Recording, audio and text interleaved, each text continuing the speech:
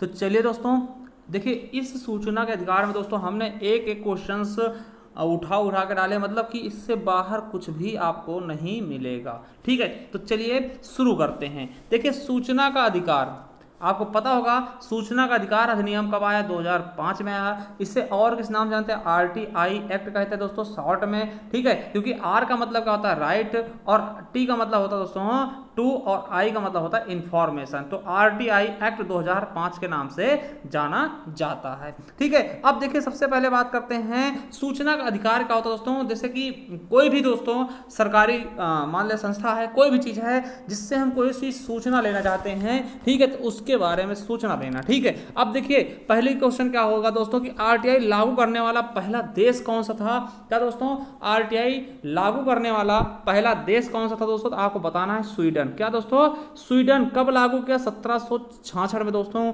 Sweden में RTI लाया गया। एक चीज और आप नोट लगा के लिख लेना दोस्तों, इंपॉर्टेंट है, ये पूछा जा सकता है कि RTI एक महत्वपूर्ण अधिकार है।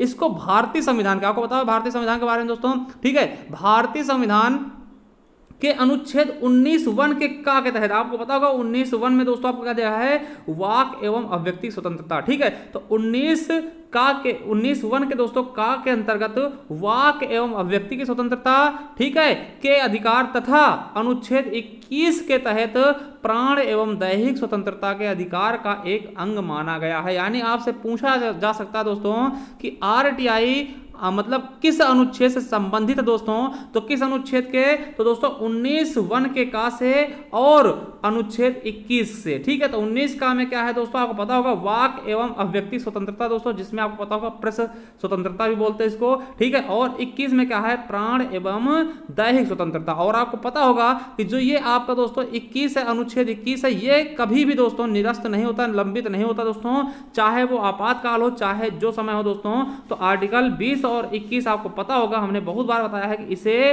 राष्ट्रपति भी निलंबित नहीं कर सकता दोस्तों। ठीक है, और 19 दोस्तों ये स्वतः ही निलंबित हो जाता है। तो याद रखेंगे कि अगर बात करते हैं RTI की दोस्तों, RTI किसके तहत दोस्तों? तो आपको पता है अनुच्छेद 19 और अनुच्छेद 21 के तहत। ठीक है, चलिए अब देखते हैं दोस्तों थोड़ा इसके बारे में और जानते हैं कि भारतीय संविधान के अनुच्छेद 19 का, समझिएगा 19(1) के का के अधीन सूचना के अधिकार को मूल अधिकार का दर्जा प्रदान किया गया है। आपको पता होगा दोस्तों कि मूल अधिकार हैं आपके कहां से कहां तक दोस्तों? तो आपको पता होगा कि 12 से लेकर के अनुच्छेद 12 से लेकर के दोस्तों 35 तक आपको मूल अधिकार प्रदान किए गए दोस्तों। और टोटल मूल अधिकार कितने हैं दोस्तों? तो 6 हैं। कितने हैं अभी वर्तमान में? 6 हैं। और देखिए मूल संविधान में दोस्तों 7 थे, जिसमें संपत्ति के अधिकार को दोस्तों हटा दिया गया। मूल में कितने थे दोस्तों? 7 थे, जिसे संपत्ति के अधिकार को हटा दिया गया। ठीक है, तो दोस्तों उसी के अंतर्गत दोस्तों आपको पता होगा कि मूल अधिकार वे अधिकार होते हैं जिनके लिए दोस्तों हम सुप्रीम कोर्ट तक जा सकते हैं। ठीक है, सुप्रीम कोर्ट तक जा सकते दोस्तों, और इन्हें हम मैग्ना कार्टा भी कहते हैं। ठीक है, तो ये चीज भी आपको पता होगा, आपने संविधान पढ़ा भी होगा। ठीक है, तो चलिए दोस्तों आपको पता होना चाहिए कि अगर कोई पूछता है कि सूचना का अधिकार क्या हमारे संविधान से रिलेटेड है, तो बता देना बिल्कुल है, क्योंकि दोस्तों आपको पता है कि अनुच्छेद 19 के 1 का कहता है क्या? कि दोस्तों सूचना का अधिकार मूल अधिकार है जी। ठीक है, चलिए अब देखते हैं कुछ वाद देखते हैं इन्हीं से संबंधित दोस्तों। SP गुप्ता बनाम भारत संघ 1982 का ये वाद है। क्या दोस्तों? SP गुप्ता बनाम भारत संघ। देखिए इसमें क्या कहा गया, जो ये याचिका है दोस्तों, ये जो जनहित याचिका दोस्तों, इसमें क्या कहा गया? तो देखिए उच्चतम न्यायालय, श्रीमान उच्चतम न्यायालय जी ने क्या कहा कि संविधान के अनुच्छेद 19(1) का में, क्या दोस्तों? संविधान के अनुच्छेद 19(1) का में, जिसमें आपको पता है कि अभिव्यक्ति की स्वतंत्रता कही गई दोस्तों। तो देखिए संविधान के अनुच्छेद 19(1) के का में अभिव्यक्ति की स्वतंत्रता में सूचना जानने व प्राप्त करने की भी स्वतंत्रता समाहित है दोस्तों। ये आपसे पूछा जा सकता है कि किस मामले में, यानी किस PIL में ये कहा गया है दोस्तों कि अभिव्यक्ति की स्वतंत्रता में सूचना जानने व प्राप्त करने की स्वतंत्रता भी समाहित है। तो किसमें दोस्तों? एसपी गुप्ता जी ने, ठीक है, एसपी गुप्ता। और दोस्तों आपको पता होगा इसी में ये भी कहा गया था दोस्तों कि कोई व्यक्ति है दोस्तों जो अपने अधिकारों के लिए कोर्ट नहीं जा सकता, तो उसके लिए दोस्तों उसकी तरफ से कोई दूसरा व्यक्ति या फिर दोस्तों कोई संस्था जा सकती है, इसी बात के तहत कहा गया था और हमने ये आपको पढ़ाया भी है, ठीक है। चलिए अगर दूसरे वाद की बात करते हैं तो people's union for civil liberties बनाम भारत संघ दोस्तों 2004 का है। तो इसमें क्या कहा गया, इस वाद में क्या कहा गया कि सर्वोच्च न्यायालय ने कहा कि सूचना का अधिकार 19(1) का में वाक एवं अभिव्यक्ति की स्वतंत्रता के अंतर्गत मौलिक अधिकार है। दोस्तों क्वेश्चन पूछा जाएगा कि किस वाद के द्वारा जो सूचना का अधिकार दोस्तों उसे मौलिक अधिकार कहा गया, तो आप याद रखेंगे people's union for civil liberties बनाम भारत संघ 2004 के तहत, ठीक है। वैसे भी आपको पता है कि मूल अधिकार है ही दोस्तों, ठीक है, इसमें कोई कहने वाली बात ही नहीं है, ठीक है। चलिए अब थोड़ा अगर हम इनके बारे में बात करते हैं दोस्तों कि आरटीआई का कब से आया, क्या दोस्तों 2005 में आया, क्या उसके पहले कुछ नहीं था आरटीआई के बारे में अपने भारत में। तो आपको एक चीज बताना चाहते हैं कि भारत में सर्वप्रथम दोस्तों अटल बिहारी वाजपेयी, आप जानते होंगे अटल बिहारी वाजपेयी जी के बारे में, ठीक है, कि सरकार के समय दोस्तों सूचना व स्वतंत्रता का अधिनियम दोस्तों एक आया था 2002। कौन सा दोस्तों, देखिए केवल सूचना का नहीं था, उसमें स्वतंत्रता भी शामिल था, ठीक है। तो कब आया था, 2002 में दोस्तों सूचना व स्वतंत्रता का अधिनियम 2002 आया था, लाया गया था दोस्तों। और एक चीज आपको याद रखना दोस्तों, यहां से भी कभी कभार क्वेश्चन आपके पूछ ले आते हैं, क्या दोस्तों, यहां से भी कभी कभार आपके क्वेश्चन पूछ लिए जाते हैं, तो इसके बारे में हम आपको जरूर बताना चाहेंगे दोस्तों, ठीक है। क्या पूछा जाता है ये भी याद रखिएगा कि दोस्तों कि इसी संगठन, देखिए क्या संगठन था, एक संगठन का नाम याद रखिएगा मजदूर किसान शक्ति संगठन, ठीक है। देखिए मजदूर किसान शक्ति संगठन है, आपको बता दें इस संगठन की शुरुआत 1 मई 1990 को किसके द्वारा दोस्तों, अरोड़ा राय व निखिल डे के द्वारा की गई। कौन सा संगठन था दोस्तों, मजदूर किसान शक्ति संगठन दोस्तों 1 मई 1990 को इसका शुरुआत दोस्तों या फिर इसको संगठित किया गया किसके द्वारा, अरोड़ा राय व निखिल डे के द्वारा। अब देखिए इसी संगठन के द्वारा दोस्तों 6 अप्रैल 1996 से, क्या 6 अप्रैल 1996 से दोस्तों एक व्यावर गांव पड़ता दोस्तों, कहां, अलवर, जो कि अलवर कहां दोस्तों, राजस्थान का एक जिला है, वहां से दोस्तों ये सूचना के अधिकार के लिए दोस्तों आंदोलन शुरू किया गया। क्या, सूचना के अधिकार के लिए आंदोलन शुरू किया गया। यानी कि आपसे पूछ सकते हैं दोस्तों कि मजदूर किसान शक्ति संगठन दोस्तों किससे संबंधित है, दोस्तों सूचना से संबंधित अधिकारों के आंदोलन की शुरुआत से, ठीक है, शुरुआत करने के लिए। और दोस्तों पूछा था इसके मेन कौन थे, तो अरोड़ा राय और निखिल डे। तो ये भी क्वेश्चन आपके लिए पूछे जाते हैं दोस्तों। और आपको एक चीज बता दें कि आपके यूपीएसआई 2017 में यहां से क्वेश्चन पूछा गया था, इसका उद्देश्य का, देखिए एक उद्देश्य भी होता है ना कि मान लिया कोई चीज लाया गया तो उसका कोई ना कोई तो उद्देश्य से लाया गया होगा ना, भैया ऐसे थोड़ी कोई चीज ला दिया जाएगा कि भैया सूचना का अधिकार ले आओ, ले आएगा ना, तो कोई ना कोई इसका अधिकार जरूर होगा, कुछ ना कुछ इसका उद्देश्य होगा, कुछ ना कुछ इससे लाभ होंगे, तभी तो इसको लाया गया है। तो लाभ क्या है, इसका उद्देश्य लाने का क्या था, ठीक है, तो उसके बारे में बात करेंगे। और यहीं से क्वेश्चन पूछा गया था आपके यूपीएसआई में कि लोक प्राधिकारी के कार्यों में पारदर्शिता और दोस्तों उत्तरदायित्व, मतलब जानते हो जवाबदेही, ठीक है, को बनाए रखना तथा उन निकायों से जो लोक प्राधिकारी के नियंत्रण के अधीन है नागरिकों को सूचना का अधिकार प्रदान करना दोस्तों, इसके लिए ये लाया गया। तो क्वेश्चन आया था दोस्तों कि सूचना का अधिकार किसके लिए लाया गया दोस्तों, तो पारदर्शिता व जवाबदेही के लिए लाया गया, ठीक है। तो चलिए हम बताते हैं इसके बारे में दोस्तों। आपको पता होगा कि आरटीआई इसका नाम है क्या, राइट टू इंफॉर्मेशन 2005 अधिनियम ना। और इसमें अगर पूछ ले दोस्तों सूचना के अधिकार में कितने अध्याय हैं, तो आपको पता होना चाहिए अध्याय कितने हैं, 6, और धारा कितनी है, 31। क्या धारा कितनी है, 31। जैसे ये सब चीजें क्या होती हैं, अध्याय और धारा आपको पता है। जैसे संविधान में दोस्तों भाग होते हैं, जैसे आपको पता है संविधान में दोस्तों टोटल कितने 22 भाग है दोस्तों। और आपको बता दें आर्टिकल कितने, अनुच्छेद कितने दोस्तों 395। तो उसी प्रकार दोस्तों जिस तरह से संविधान में क्या है, भाग हैं, उसी प्रकार से आरटीआई में अध्याय हैं। और जिस प्रकार से संविधान में अनुच्छेद है दोस्तों 395, उसी प्रकार से यहाँ पर क्या होते हैं, धाराएं होती हैं। क्या होते हैं, धारा होते हैं दोस्तों। तो हम चलिए हम मेन धाराओं के बारे में पढ़ेंगे जहां से आपके क्वेश्चन बन सकते हैं, और इतने अच्छे से पढ़ेंगे दोस्तों कि आप याद करेंगे कि हाँ पढ़ा था हमने आरटीआई। चलिए शुरू करते हैं दोस्तों। पहला देखिए धारा पहला क्या होता है दोस्तों, आपको पता होगा कि अगर कहीं भी हम जाते हैं दोस्तों सबसे पहले अपने बारे में बताते थे दोस्तों। कोई भी चीज अगर शुरू होगा, कोई भी दोस्तों, कोई भी आपका बता दें कि कुछ भी अगर शुरू होगा दोस्तों अधिनियम, तो सबसे पहले धारा में क्या होगा, उसका संक्षिप्त नाम होगा, उसका विस्तार होगा और उसका प्रारंभ कब हुआ दोस्तों, वही चीजें उसमें होती हैं। तो प्रथम धारा में हमेशा दोस्तों हर एक उसमें दोस्तों यही पाओगे आप कि उसका संक्षिप्त नाम होगा, विस्तार होगा, प्रारंभ होगा। अब देखिए संक्षिप्त नाम की बात करते हैं तो संक्षिप्त नाम क्या है, सूचना का अधिकार अधिनियम 2005 यानी RTI। क्या दोस्तों, RTI।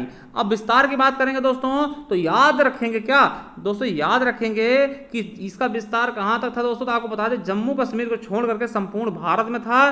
ठीक है, क्या था दोस्तों, जब ये लागू हुआ था तो आपको बता दें कि जम्मू कश्मीर को छोड़कर पूरे भारत में लागू था। मगर क्या दोस्तों, मगर एक चीज याद रखेंगे कि 31 अक्टूबर 2019 से दोस्तों ये संपूर्ण भारत में लागू हो गया, जम्मू कश्मीर में भी लागू हो गया और जम्मू कश्मीर से टूटा हुआ लद्दाख में भी लागू हो गया। तो याद रखेंगे कि 31 अक्टूबर 2019 से दोस्तों पूरे भारत में लागू हो गया। देखिए क्वेश्चन क्या पूछ सकता है कि दोस्तों RTI एक्ट, क्या RTI एक्ट 30 अक्टूबर 2019 को कहां तक लागू था, तो आप कहीं पूरे भारत में मत कर देना क्योंकि दोस्तों 31 अक्टूबर से ही जम्मू कश्मीर में लागू हुआ था। तो ऐसे भी क्वेश्चन पूछ सकता है। ठीक है, अब देखिए ये लागू कब से हुआ था दोस्तों, तो आपको पता होगा संपूर्ण भारत में जम्मू कश्मीर को छोड़ करके दोस्तों 12 अक्टूबर 2005 को, कब 12 अक्टूबर 2005 को दोस्तों ये प्रभावी हुआ था दोस्तों। ठीक है, ये प्रभावी हुआ था दोस्तों। और आपको बता दें कि इसके लिए दोस्तों राष्ट्रपति ने मंजूरी कब दी थी, तो 15 जून 2005 को दोस्तों। कब राष्ट्रपति जी ने कब मंजूरी दी, आपको पता है कोई भी दोस्तों अधिनियम होता है, कोई भी बिल होता है दोस्तों, अधिनियम कब बनता है, जब राष्ट्रपति उसे मंजूरी दे देता है कि भैया आज से ये लागू कर दो। ठीक है, तो यार मतलब राष्ट्रपति अंतिम मोहर लगाता है, ये भी आपको पता होगा। और दोस्तों ये क्वेश्चन आपके एक बार एग्जाम में पूछा गया कि जो RTI है दोस्तों उसको मंजूरी किस राष्ट्रपति ने दी, तो दोस्तों आपको पता होगा स्वर्गीय हमारे सबसे चहेते राष्ट्रपति यानी कि डॉक्टर APJ अब्दुल कलाम जी ने दोस्तों इसको क्या किया था, इस पर हस्ताक्षर किए थे, इस बिल को मंजूरी दी थी दोस्तों, इससे अधिनियम घोषित किया था। तो याद रखेंगे दोस्तों, तीन चीजें याद रखेंगे कि दोस्तों कब से लागू हुआ, तो 12 अक्टूबर 2005 से, कब इसको राष्ट्रपति ने मंजूरी दी, 15 जून 2005 दोस्तों। ठीक है, तो ये चीज आपको बहुत अच्छे से पता होना चाहिए क्योंकि यहीं से दोस्तों क्वेश्चन आपके बन सकते हैं। और 31 अक्टूबर 2019 से दोस्तों जम्मू कश्मीर में सब कुछ लागू हो गया, केवल RTI ही नहीं बहुत सारी चीजें जम्मू कश्मीर में लागू हो गई। तो पहले धारा में हमने पढ़ लिया कि संक्षिप्त नाम, विस्तार, नाम क्या है RTI, विस्तार कहां तक है दोस्तों, पूरे भारत में, पहले जम्मू कश्मीर को छोड़कर था 31 अक्टूबर 2019 से पूरे भारत में। और प्रारंभ कब से हुआ दोस्तों, तो 12 अक्टूबर 2005 से। और लागू मंजूरी किस कब मिली दोस्तों, आपको पता है राष्ट्रपति से, तो 15 जून 2005 को दोस्तों। और किसके द्वारा, तो डॉक्टर APJ अब्दुल कलाम जी के द्वारा। चलिए दोस्तों अब देखिए हम प्रारंभिक, देखिए अब दोस्तों भाग 2 में क्या है, तो परिभाषाएं हैं, कुछ चीजें होती है दोस्तों, कुछ शब्दावली होती है जिनकी परिभाषाएं बताई जाती हैं। ठीक है, कुछ शब्दावली होती है जिनकी परिभाषाएं बताई जाती है। जैसे दोस्तों आपको पता है कि जो धारा 2 है दोस्तों, धारा 2 है उसके 2E में दोस्तों, उसके सेक्शन E में दोस्तों क्या बताया, सक्षम अधिकारी, कौन कौन प्राधिकारी दोस्तों जो इसके लिए सक्षम होते हैं। ठीक है, तो आपको पता है लोकसभा या राज्यसभा, देखिए लोकसभा या राज्य के विधानसभा के अध्यक्ष हो जाते हैं इसके अंतर्गत, और राज्यसभा व विधान परिषद के सभापति, और उच्चतम न्यायालय के मुख्य न्यायाधीश और उच्च न्यायालय के मुख्य न्यायाधीश, और राष्ट्रपति और राज्यपाल दोस्तों। और बता दें संविधान के अनुच्छेद 239 के तहत, क्या 239 के तहत दोस्तों अधीन नियुक्त प्रशासक भी होते हैं। ठीक है, अब देखिए यहां से दोस्तों क्वेश्चन पूछा जाता है, आपका ये क्वेश्चन यहां से पूछा गया था, सूचना। देखिए धारा 2 के F में दोस्तों सूचना के बारे में बताया गया। अब देखिए सूचना से तात्पर्य किस चीज से, ये क्वेश्चन आपके एग्जाम में पूछा गया था पिछली बार UPSI में। ठीक है, कि कौन सा पूछ लेंगे, निम्नलिखित में से कौन सा सूचना से तात्पर्य नहीं है। ठीक है, तो सूचना से तात्पर्य क्या क्या है दोस्तों, किसी भी इलेक्ट्रॉनिक रूप में रखी गई डेटा सामग्री, कोई भी इलेक्ट्रॉनिक रूप में दोस्तों डाटा सामग्री रखी हो उस वो होगा सूचना के अंतर्गत। दस्तावेज होंगे, ज्ञापन होगा दोस्तों, ज्ञापना लिख के ज्ञापन कर लेने इसको। ठीक, ईमेल होगा, प्रेस विज्ञप्ति होगी, परिपत्र होगा, आदेश होगा, लॉगबुक होगा, संविदा होगा, रिपोर्ट होगा, कागज पत्र होगा, और नमूने मॉडल दोस्तों इसमें सम्मिलित होते हैं। तो सूचना से तात्पर्य क्या क्या है दोस्तों, हमने ये चीज बता दी, और ये क्वेश्चन पिछली बार UPSI में पूछा भी गया था। ठीक है, अब देखिए दोस्तों क्या, अब देखिए जो 2 का H है वो लोक प्राधिकारी के बारे में बताता है। क्या दोस्तों, लोक प्राधिकारी, यानी आपको पता है कि किससे किससे दोस्तों हम ये RTI मांग सकते हैं, RTI का जवाब हम ले सकते हैं दोस्तों, तो उसके बारे में बताया गया है। तो देखिए पहला क्या है, संविधान द्वारा या उसके अधीन दोस्तों जो भी संस्थाएं दोस्तों संविधान द्वारा स्थापित की गई हैं, जैसे आपको पता होगा UPSC होगा, चुनाव आयोग होगा दोस्तों, इनसे हम ले सकते हैं RTI। ठीक है, या फिर संसद द्वारा बनाई गई कोई भी दोस्तों संसद द्वारा बनाई गई कोई स्थापित संस्था हो, ठीक है, जैसे कि सेबी हो गया दोस्तों, ठीक है, ये चीजें हो गई, तो सेबी होगा दोस्तों, है ना, आरआरबी, इस तरह से दोस्तों वहां से हम ले सकते हैं आरटीआई। और दोस्तों राज्य विधानमंडल द्वारा बनाई गई, राज्य विधानमंडल मान लिया कि दोस्तों किसी शहर के दोस्तों विकास प्राधिकरण, जैसे लखनऊ विकास प्राधिकरण होगा दोस्तों, उससे ले सकते हैं, दिल्ली विकास प्राधिकरण ना, इनसे हम ले सकते हैं आरटीआई। उसके अलावा दोस्तों सरकार द्वारा जारी की गई अधिसूचना या ऑर्डर द्वारा स्थापित, जैसे सरकार द्वारा कौन से, जैसे मान लिया आपको पता होगा नीति आयोग दोस्तों सरकार द्वारा मतलब जारी की गई है ना, सूचना द्वारा बनाया गया इसको, तो उससे भी हम आरटीआई ले सकते हैं दोस्तों। और देखिए सरकारी स्वामित्व अथवा वित्तीय मदद दोस्तों, अब मान लिया कि कोई दोस्तों सरकारी स्वामित्व है उससे, या फिर सरकार दोस्तों उसको वित्तीय मतलब मदद कर रही है दोस्तों, उस संस्था से भी हम ये चीजें आरटीआई के जरिए हम दोस्तों उससे भी आरटीआई ले सकते हैं, मतलब उससे भी जानकारी हम ले सकते हैं दोस्तों, ठीक है, उससे भी हम जानकारी ले सकते हैं दोस्तों। और किससे नहीं ले सकते दोस्तों उसके बारे में भी हम बात करेंगे बाद में। आपको बता दें कोई विदेशी कंपनी दोस्तों उसके बारे में हम नहीं ले सकते हैं दोस्तों, ठीक है, या विदेशी कोई नीति है दोस्तों उसके बारे में नहीं ले सकते हैं, कोई बौद्धिक चीजें दोस्तों उनके बारे में नहीं ले सकते हैं, उनके बारे में हम बात करेंगे कि उनके बारे में हम आरटीआई नहीं मांग सकते हैं, ठीक है। चलिए अब देखिए जो धारा 3 है इसमें क्या बताया गया, धारा 3 में कहा गया कि सभी नागरिकों को सूचना का अधिकार होगा, मतलब सभी नागरिक सूचना मांग सकते हैं, ये धारा 3 में कह दिया गया, ठीक है। अब देखिए दोस्तों क्या, अब देखिए कि धारा 4 में क्या कहा गया दोस्तों, धारा 4 ये इंपॉर्टेंट होगा कि धारा 4 में क्या कहा गया दोस्तों। देखिए इसमें जो है दोस्तों लोक प्राधिकारी जो उनके मतलब कि जो वहां पे काम करने वाले लोक प्राधिकारी होते हैं दोस्तों, उनके बारे में कुछ आवश्यक तथ्य दिए गए हैं कि भैया क्या क्या आपको करना होगा, क्या दोस्तों कि क्या क्या आपको करना होगा। देखिए इसमें कहा गया है दोस्तों सभी अभिलेखों को सुरक्षित रखें, मतलब जो भी दोस्तों अभिलेख हैं, जो भी दोस्तों डाटा है उसको आप सुरक्षित रखिए। और दोस्तों समझिएगा, और हो सके तो दोस्तों संपूर्ण देश में नेटवर्क के माध्यम से इन अभिलेखों तक पहुंच को सुगम बनाया जाए, मतलब हो सके दोस्तों तो ज्यादा ज्यादा आप इन सभी डाटाओं को दोस्तों क्या करिए, पारदर्शी कर दीजिए, मतलब कि वेबसाइट पर डाल दीजिए। मान ले दोस्तों कि कोई मान ले एक संस्था है, ठीक है, यूपीएससी संस्था है या फिर चुनाव आयोग संस्था है दोस्तों, ठीक है, तो वो अपने क्या करे कि कोई भी कागज दोस्तों उसको सुरक्षित रखे, कोई भी अभिलेख है दोस्तों उसको सुरक्षित रखे, ठीक है। और दोस्तों हो सके तो क्या करे, वो उन सभी जानकारियों को अपने वेबसाइट पे ही उपलब्ध करा दे, जिसके जरिए दोस्तों क्या हो कि लोगों को जानकारी पहले से ही मिल जाए, वो आरटीआई डाले ही ना, ठीक है, ये चीज समझिएगा, जिससे क्या हो कि आरटीआई कम आए ना, मतलब कि लोग ज्यादा परेशानी ना हो। मान ले दोस्तों क्या है कि हम चुनाव आयोग के बारे में कुछ जानना चाहते हैं, चुनाव आयोग के बारे में जानना चाहते हैं, कोई जानकारी लेना चाहते हैं, अगर चुनाव आयोग क्या करे कि अपनी जानकारी खुद ही दोस्तों अपने वेबसाइट पर दे दे, डाल दे वेबसाइट पर, तो लोग उसके बारे में जान ही ना, हम इसी से देख लेंगे, हम क्यों आरटीआई करेंगे, है ना, फालतू अपना समय क्यों बर्बाद करेंगे। ये चीजें कही गई हैं कि अगर मतलब उसको और सरल बनाया जाए कि दोस्तों कि लोगों को और ज्यादा परेशानी ना हो। और समझिएगा दोस्तों कि 17 प्रकार की वर्णित सूचनाओं को नियमित अंतराल पर प्रकाशित करने के लिए निरंतर प्रयास करें। दोस्तों 17 प्रकार की वर्णित सूचनाएं होती हैं जिनको कहा गया है दोस्तों वेबसाइट के माध्यम से, इंटरनेट पर दोस्तों इनको तुरंत मतलब कि हो सके तो आप क्या करिए, निरंतर प्रयास करिए कि इनको हम प्रकाशित करते रहें दोस्तों, साधनों के माध्यम से या फिर इंटरनेट के माध्यम से, ठीक है, जिससे मतलब कि भीड़ कम हो, आरटीआई कम आए ना, मतलब जब सबको जानकारी ऐसे मिल जाएगी दोस्तों तो क्यों आरटीआई डाली जाएगी ना, इसके बारे में कहा गया है, ठीक है।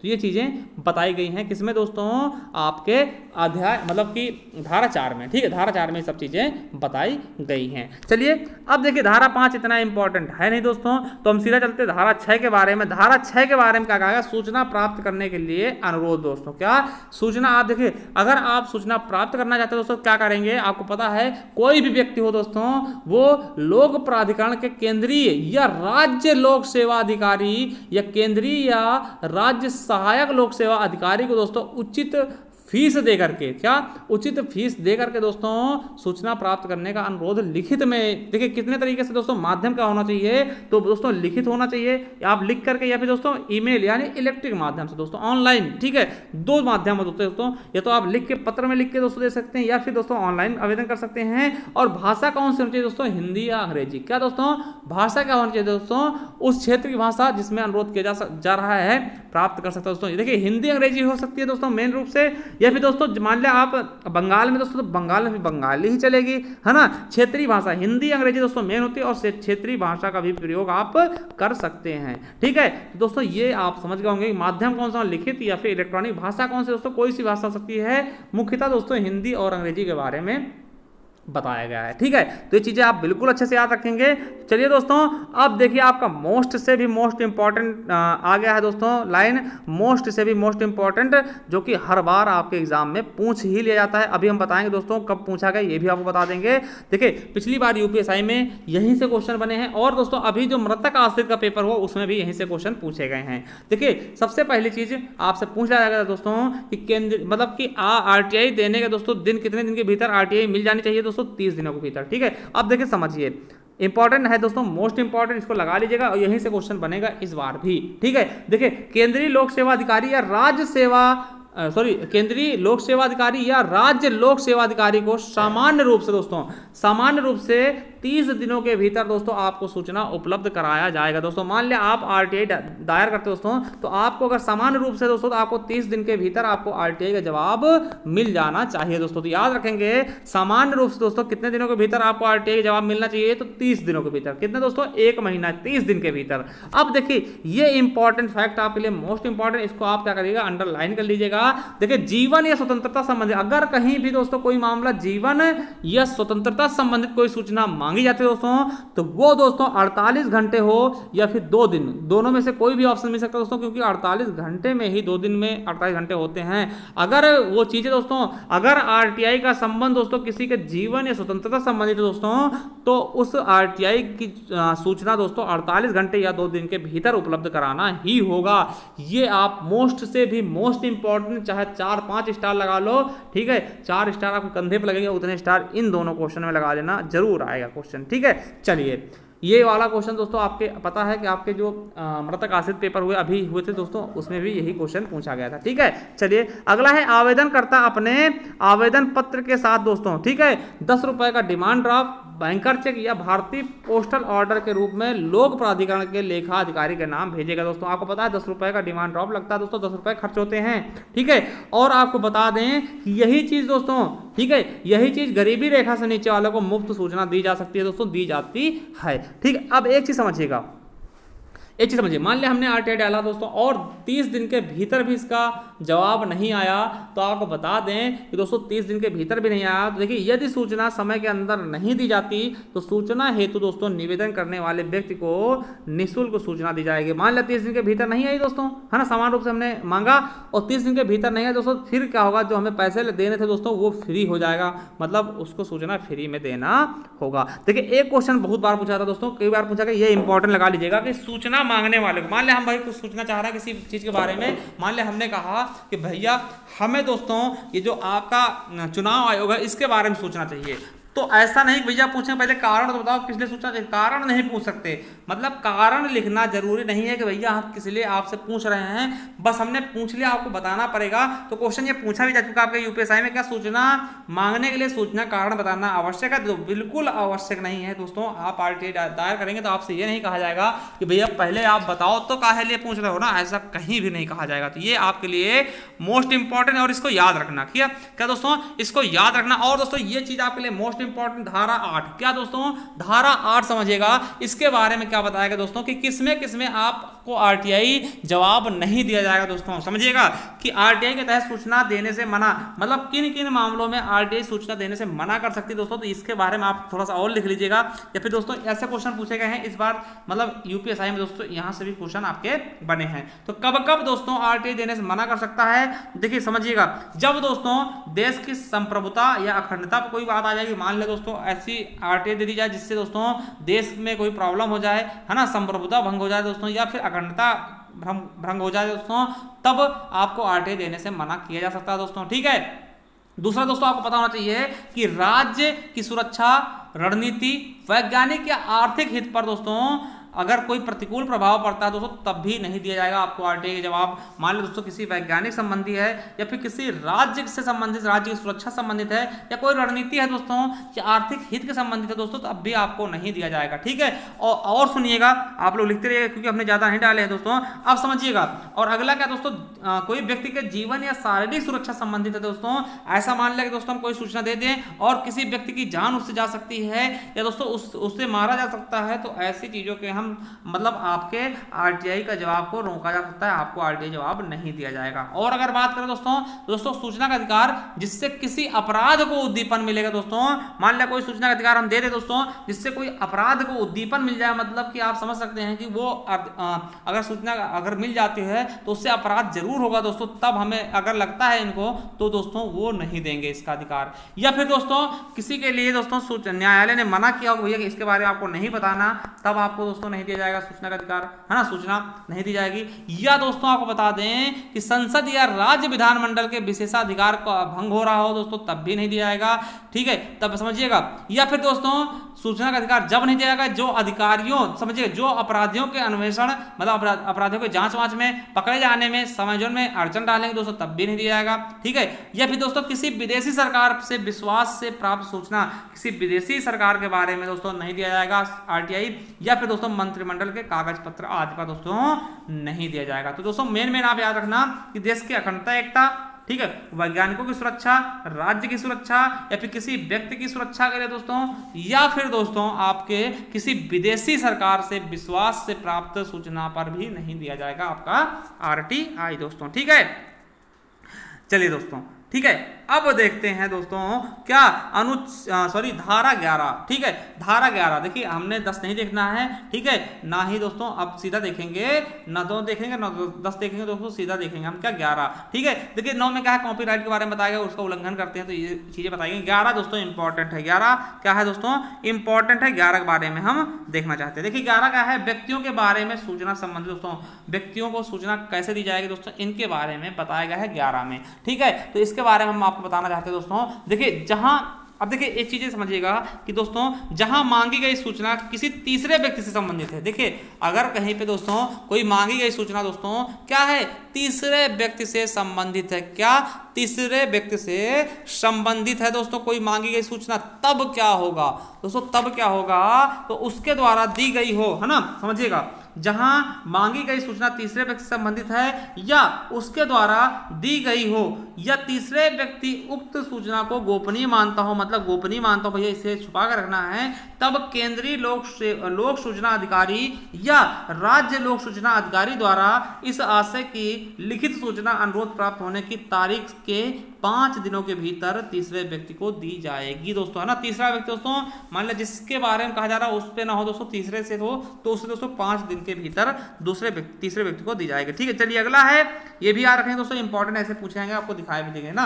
अब देखिए जहां केंद्रीय लोक सूचना अधिकारी या लोक सूचना अधिकारी, ठीक है, देखिए केंद्रीय लोक सूचना अधिकारी या फिर राज्य लोक सूचना अधिकारी द्वारा तीसरे व्यक्ति को से सूचना चाही गई है, वहां पर ऐसा तीसरा व्यक्ति सूचना की तालीम के 10 दिन के भीतर अपना अभ्यावेदन प्रस्तुत कर सकता है, मतलब 10 दिन के भीतर दोस्तों वो फिर से आवेदन कर सकता है। चलिए अगला है, सूचना चाहने वाले व्यक्ति के अनुरोध का निपटारा 40 दिनों के भीतर किया जाना चाहिए ताकि वांछित सूचना को प्रकट किया जाए या नहीं दोस्तों, ठीक है। अब समझिएगा, देखिए अगर हम माने सामान्य रूप से दोस्तों 30 दिन में आपको मिलना चाहिए, अगर दोस्तों किसी के जीवन या स्वतंत्रता संबंधित दोस्तों तो कितने 2 दिन के अंदर, और दोस्तों ऐसे कोई मामलों दोस्तों 40 दिन के भी समय मिल सकता है, ठीक है, ये चीज समझ गए होंगे। अब देखिए ये इंपॉर्टेंट दोस्तों 12 नंबर क्या है, अब आपको पता है दोस्तों केंद्रीय सूचना आयोग का गठन भी होगा, क्या दोस्तों केंद्रीय सूचना आयोग का गठन होगा, तो इसके बारे में हम बात करेंगे, कितनी जो केंद्रीय सूचना आयोग दोस्तों मुख्य होते हैं उनके बारे में हम बात करेंगे दोस्तों, कैसे होता है इनका गठन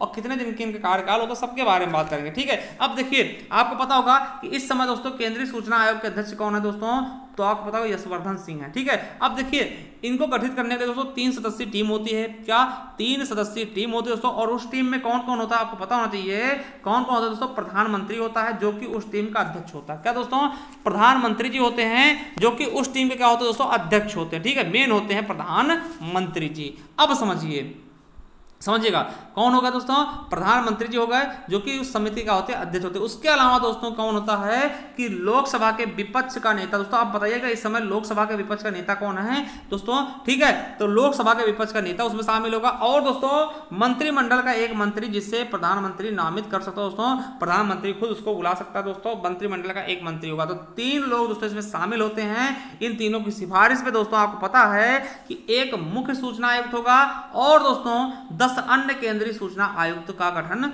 मतलब के पद का निर्वहन किया जा सकता है दोस्तों। ठीक है, तो याद रखिएगा। देखिए ये जरूरी नहीं कि 10 ही हो दोस्तों, अधिकतम 10 केंद्रीय सूचना आयुक्त हो सकते हैं, समझिएगा। जरूरी नहीं कि 10 ही हो, मतलब कम से कम, ठीक, ज्यादा मतलब 10 हो सकते हैं, कम से कम दोस्तों कितने भी हो ना, 10 से कम कितने भी हो सकते हैं। मतलब अधिकतम अगर बनाना चाहें तो टोटल कितने हो जाएंगे, 11, एक मेन हो जाएगा दोस्तों और 10 हो जाएंगे अन्य, ठीक, तो 11 हो जाएंगे। अधिकतम ये बताई जा रही है ना, इससे अधिक नहीं होंगे। ठीक है, इससे कम हो सकते हैं, ऐसा नहीं कि दोस्तों 10 ही होंगे, 11 ही होंगे ना, ऐसा नहीं है, ये अधिकतम है। ठीक है, तो आपको पता चलेगा होगा कौन नियुक्त करता है। तो सदस्य कितने होते हैं दोस्तों, 3 होते हैं। कौन कौन से होते हैं, प्रधानमंत्री, लोकसभा के विपक्ष का नेता और दोस्तों मंत्रिमंडल का एक मंत्री होता है, जो कि केंद्रीय सूचना आयोग की गठन में दोस्तों सहायता प्रदान करता है। अब देखिए क्वेश्चन, अब देखिए धारा 13 का कहा गया है कि केंद्रीय सूचना आयोग के जो अध्यक्ष होते हैं उनकी पदावधि कितने दिन की होगी। ठीक है, तो दोस्तों आपको बता दें, जो केंद्रीय सूचना आयोग के अध्यक्ष होते हैं दोस्तों, उनकी पदावधि क्या होती है दोस्तों, 5 वर्ष या 65 वर्ष। ठीक है, ये क्या होता है, अब देखिए समझिए। मान लिया दोस्तों कोई है दोस्तों, मान लिया यशवर्धन जी हैं, ठीक, अभी वर्तमान में यशवर्धन जी हैं। अब देखिए मान लिया इनकी एज अभी 62 साल है दोस्तों, तो देखिए ये 5 साल काम नहीं कर पाए, क्यों। अब देखिए 65 के बाद दोस्तों इनके जैसे 65 सालों का इन्हें रिटायरमेंट हो जाना चाहिए, क्योंकि दोस्तों इसमें कहा गया है कि अधिकतम 5 वर्ष या 65 वर्ष। अब मान दोस्तों ये 62 साल का है तो 3 ही साल काम कर पाएंगे, क्योंकि 65 साल होते हैं इनको रिटायरमेंट कर दिया जाएगा। अगर दोस्तों कोई होता है 55 साल का तो वो 5 साल पूरे काम करेगा। ठीक है, यानी 5 वर्ष उसके समाप्त होते हैं नहीं, अगर 65 साल का हो गया तो उससे पहले भी रिटायरमेंट कर दिया जाएगा। ठीक है, और देखिए अब एक क्वेश्चन और होना चाहिए, जैसे कि आपको पता है कि भारत में राष्ट्रपति, प्रधानमंत्री कितनी भी बार दोस्तों बन सकता है, तो उस तरह से दोस्तों आपको बता दें कि केंद्रीय सूचना आयोग, जो केंद्रीय सूचना आयुक्त है दोस्तों, वो दोस्तों केवल और केवल एक ही बार इस पद पर रह सकता है, यानी कि पुनः नियुक्ति के लिए वो पात्र नहीं होगा। क्या, पुनः नियुक्ति के लिए वो पात्र नहीं होगा। ठीक है, तो हमने देख लिया केंद्रीय सूचना आयोग के बारे में दोस्तों। अब देखिए दोस्तों आपको बता दें कि सूचना आयुक्त जो है इसके दोस्तों हटाया कैसे जाएगा, जो भी सूचना आयुक्त है या फिर मुख्य सूचना आयुक्त है दोस्तों, उनको इस पद से कैसे हटाया जा सकता है। क्या दोस्तों, उनको इस पद से कैसे हटाया जा सकता है दोस्तों, इसके बारे में हम बात करने वाले हैं। क्या, हम इनके बारे में बात करने वाले हैं दोस्तों। आपको बता दें इनको कैसे हटाया जाएगा दोस्तों, तो इनको राष्ट्रपति हटा सकती है। क्या दोस्तों, मुख्य सूचना आयुक्त हो या फिर दोस्तों अन्य सूचना आयुक्त हो, इनको कौन हटाएगा, तो राष्ट्रपति के आदेश द्वारा दोस्तों। समझिए कैसे हटाया जाएगा, तो राष्ट्रपति क्या करेगा दोस्तों, आदेश देगा। क्या देगा दोस्तों, आदेश देगा। और आधार क्या होगा, देखिए अगर राष्ट्रपति आदेश देता है कि भैया कि कदाचार या असमर्थ है दोस्तों, तब दोस्तों इससे क्या किया जाएगा, तब दोस्तों उच्चतम न्यायालय ने राष्ट्रपति द्वारा इस किए गए निर्देश की जांच करता है। ठीक है, ऐसे में तुरंत हो जाएगा दोस्तों। अगर राष्ट्रपति ने कहा भैया इसमें क्या है दोस्तों, कदाचार या फिर असमर्थ है इस पद से संभालने के लिए, तो दोस्तों इसको क्या करेगा, उच्चतम न्यायालय क्या करेगा, इसकी जांच करेगी। अगर वो दोस्तों सही पाया जाता है तो उसे इस आधार पर हटा दिया जाएगा, मतलब वो अपने पद को दोस्तों यहाँ से त्याग कर देगा। ठीक है, तो चलिए आपको पता चलेगा होगा। और देखिए राष्ट्रपति निम्नलिखित आधारों पर दोस्तों क्या कर सकता है, इनको आयुक्त को मतलब हटाने की घोषणा कर सकता है, जैसे दिवालिया हो या फिर दोस्तों दोष सिद्धि हो गया हो इस पे, या फिर दोस्तों पदावधि के दौरान अपने पद के कर्तव्यों से वो दोस्तों किसी चीज से मतलब अलग रहा हो। ठीक है, या फिर मानसिक या शारीरिक अक्षमता हो गई हो, मतलब मानसिक रूप से पागल हो गया हो, इस तरीके से दोस्तों तब राष्ट्रपति इनको हटाने की सिफारिश कर सकता है। अब देखिए हमने क्या देखा दोस्तों, एक बार दोबारा देखते हैं। देखिए 12वीं में क्या है दोस्तों, 12 में है केंद्रीय सूचना आयोग का गठन, और देखिए दोस्तों 13 में उसकी पदावधि, 14 में क्या है सूचना आयुक्त के बारे में दोस्तों हटाया जाना। अब देखिए 15 में दोस्तों, अभी हमने 12 में केंद्रीय देखा था, तो 15 में राज्य सूचना आयोग का गठन कहा गया। अब देखिए समझिए, अब इसमें भी इसकी भी सिफारिश के लिए दोस्तों 3 सदस्य होते हैं, 3 सदस्य की कमेटी होती है दोस्तों। अगर देखिए पूछा जाएगा राज्य सूचना आयोग के गठन के लिए दोस्तों कितने सिफारिश करता है दोस्तों, कौन सिफारिश करता है दोस्तों, मुख्यमंत्री होता है जो मेन होता है, इसका अध्यक्ष होता है, इस कमेटी का अध्यक्ष होता है कौन, मुख्यमंत्री।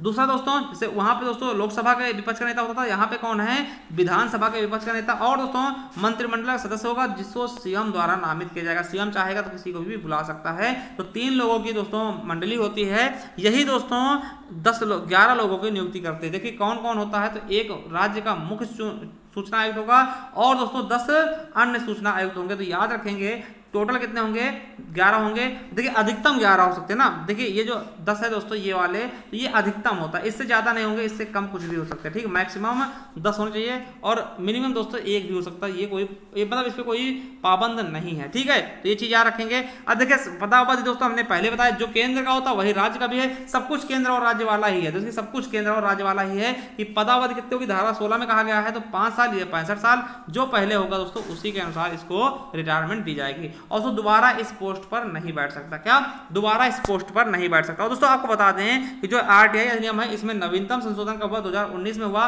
और दोस्तों एक चीज याद रखेंगे कि 2019 में क्या संशोधित किया गया, ये पूछ सकते हैं दोस्तों, इंपॉर्टेंट है, पूछ सकते हैं, ठीक है। देखिए आरटीआई संशोधन 2019 के तहत क्या कहा गया कि राज्य मुख्य सूचना आयुक्त का कार्यकाल वह अवधि होगा जो केंद्र सरकार अवधारित करेगी। मतलब देखिए पहले क्या था दोस्तों, उसका 5 साल या फिर 65 वर्ष होना चाहिए था, मगर अब कहा गया है कि राज्य मुख्य सूचना आयुक्त का जो कार्यकाल होगा वो केंद्र सरकार डिसाइड करेगी ना, केंद्र सरकार कहेगी जितने साल चाहेगी दोस्तों उतने साल कर सकती है, ठीक है। तो ये संशोधित करके बना दिया गया है। आरटीआई कब किया गया संशोधन दोस्तों, 2019 में। और दूसरा संशोधन क्या किया गया है कि राज्य सूचना आयुक्त वेतन और भत्ते तथा सेवा के अन्य निलंबन और शर्तों वह होगी जो केंद्र सरकार चाहेगा दोस्तों, है ना। मतलब वेतन भत्ते कितने जाएंगे, ठीक है, उसको निलंबित कैसे किया जाएगा, उसकी शर्तों को दोस्तों केंद्र सरकार चाहे तो परिवर्तित कर सकती है, ये चाहे तो घटा बढ़ा सकती है। तो ये चीज समझ जाइए कि कब किया गया दोस्तों, 2019 के द्वारा किया गया, मतलब कि आरटीआई संशोधन दोस्तों 2019 में किया गया। चलिए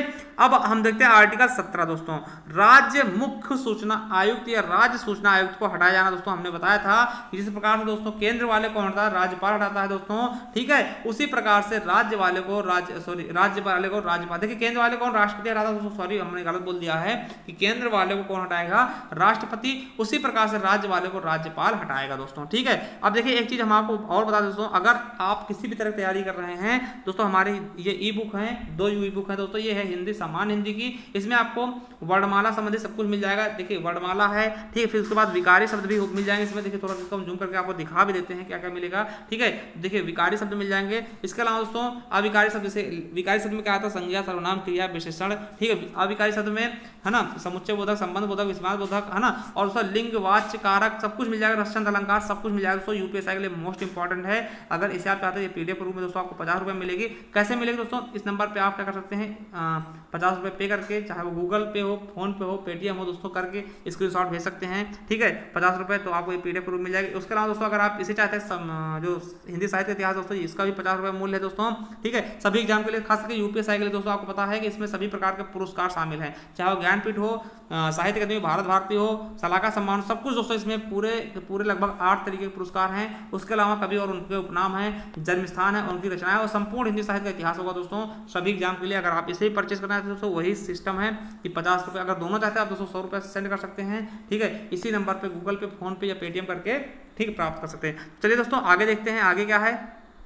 देखिए धारा 19, अब देखिए धारा 19 में क्या कहा है, अपील, ठीक है। अपील दोस्तों, अपील कैसे, तो आपको बता दें कि मान ले दोस्तों आपने कोई चीज अपील किया और उस पर कोई कार्यवाही नहीं हुई, समझिएगा, यदि तय समय में सूचना नहीं दी जा रही तो क्या करेंगे। देखिए यह उस विनिश्चय को प्राप्ति से 30 दिन के भीतर प्रत्येक लोक प्राधिकरण में केंद्रीय लोक सूचना अधिकारी या राज्य लोक सूचना अधिकारी की पंक्ति से ऊपर के पंक्ति में अधिकारियों को अपील कर सकते हैं दोस्तों। अगर 30 दिन के भीतर नहीं आता दोस्तों तो उस चीज में दोस्तों जो मेन अधिकारी है दोस्तों उसको आप अपील कर सकते हैं। तो ये चीज आपका इंपॉर्टेंट दोस्तों यहाँ से पूछेगा दोस्तों, कहेंगे कि प्रथम अपीली के बाद दोस्तों दूसरी अपीली हम कितने दिन के भीतर कर सकते हैं दोस्तों, तो याद रखेंगे विनिश्चय के विरुद्ध दूसरी अपील दोस्तों 90 दिनों के भीतर केंद्रीय या राज्य सूचना आयोग को की जा सकती है।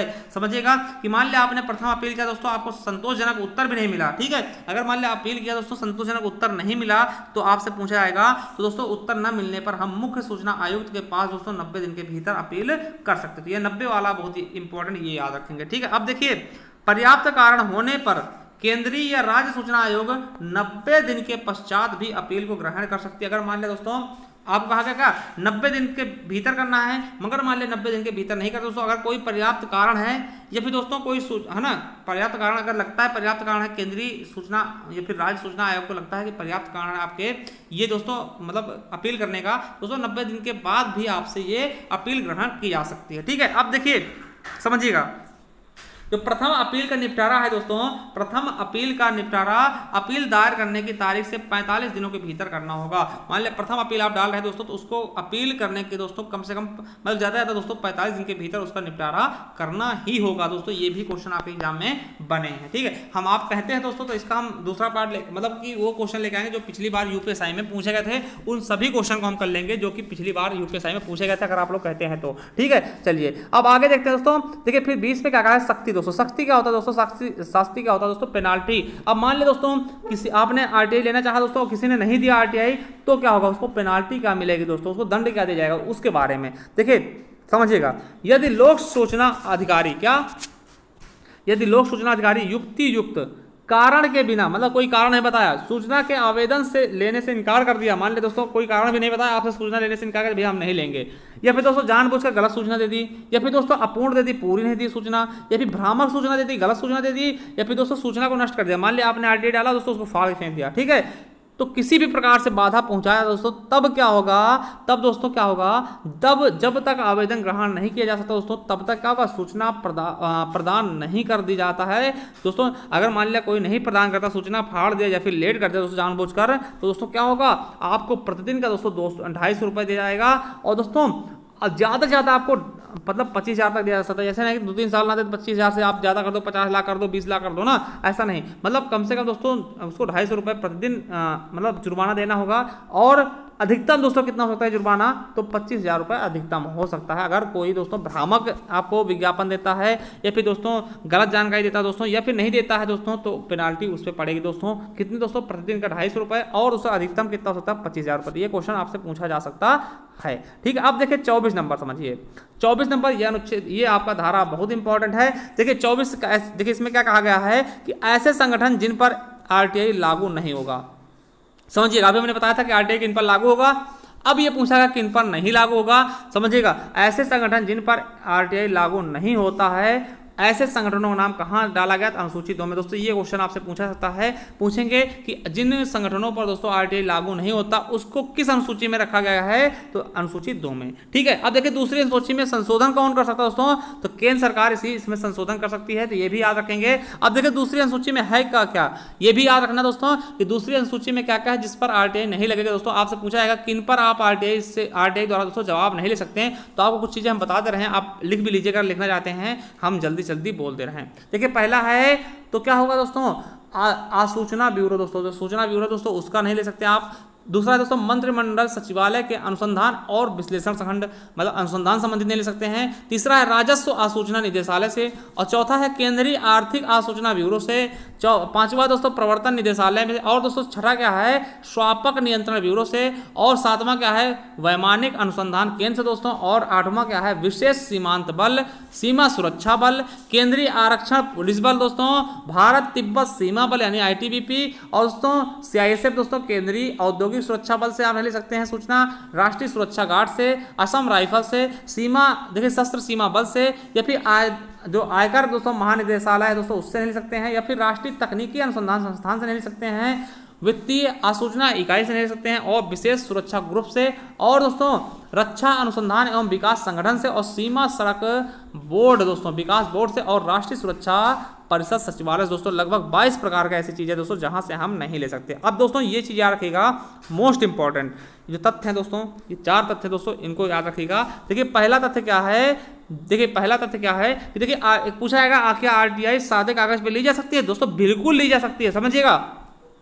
क्यों ली जा सकती है दोस्तों, आपको बता दें कि आरटीआई आवेदन का कोई प्रारूप नहीं है, कोई भी प्रारूप नहीं कि भैया कैसे आपको कोई फॉर्म होना चाहिए, ऐसा कुछ नहीं। आप सादे कागज पर लिख करके भी दोस्तों आवेदन कर सकते हैं। क्वेश्चन पूछा भी जा चुका है यूपीएसआई में कि क्या जो आपका आरटीआई वो सादे पेपर पर लिया जा सकता है, दोस्तों बिल्कुल लिया जा सकता है, सादे पेपर पर लिया जाता है दोस्तों, या फिर कोई प्रारूप, क्योंकि इसका कोई प्रारूप नहीं है, ठीक है। अब देखिए ये क्वेश्चन पूछा गया है कई बार कि दोस्तों सूचना पाने के लिए क्या उसका कारण बताना जरूरी है, तो बिल्कुल नहीं दोस्तों, आप कारण बिना बताए भी सूचना प्राप्त कर सकते हैं।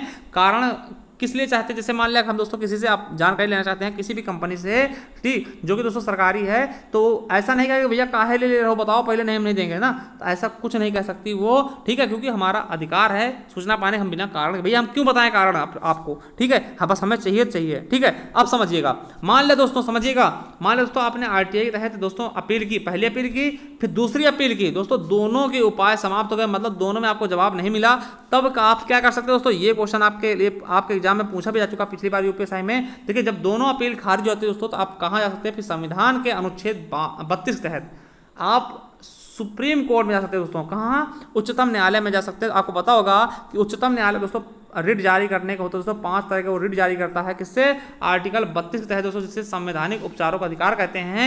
और भीमराव अम्बेडकर ने इसे क्या बोला था, संविधान की आत्मा या हृदय दोस्तों। तो आपको पता होना चाहिए जब दोस्तों आरटीआई के तहत दोस्तों अपील, पहली अपील और दूसरी अपील खारिज हो जाती है यानी समाप्त हो जाती है दोस्तों, तब आप संविधान के अनुच्छेद 32 के तहत दोस्तों सुप्रीम कोर्ट जा सकते हैं दोस्तों।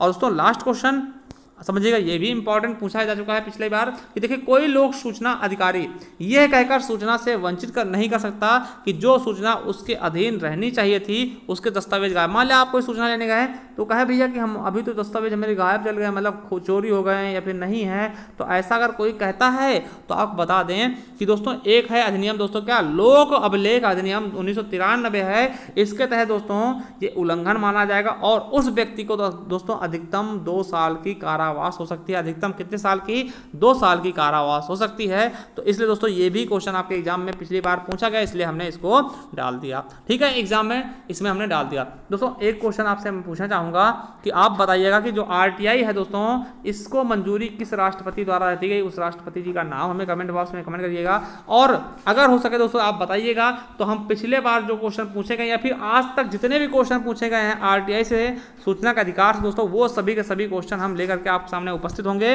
ठीक है। तो आप कमेंट बॉक्स में अवश्य बताइएगा और कैसी लगी वीडियो। और बता दें अगर इसके पीडीएफ चाहते हैं दोस्तों तो आप टेलीग्राम चैनल हमारा ज्वाइन कर सकते हैं, जिसका लिंक आपको ऊपर चल रहा होगा, दिखा होगा, या फिर दोस्तों आप ऐसे लिख लीजिएगा ज्ञान आरबीएल ऑफिशियल के नाम से आप सर्च करते हैं दोस्तों, तो आपको यूट्यूब पर मिल जाएगा। तो वहाँ दोस्तों हम इसकी पीडीएफ हम डाल देंगे दोस्तों, आप वहीं से प्राप्त कर सकते हैं। तो चलिए दोस्तों मिलते हैं नेक्स्ट वीडियो में, तब तक के लिए जय हिंद, जय भारत, वंदे मातरम।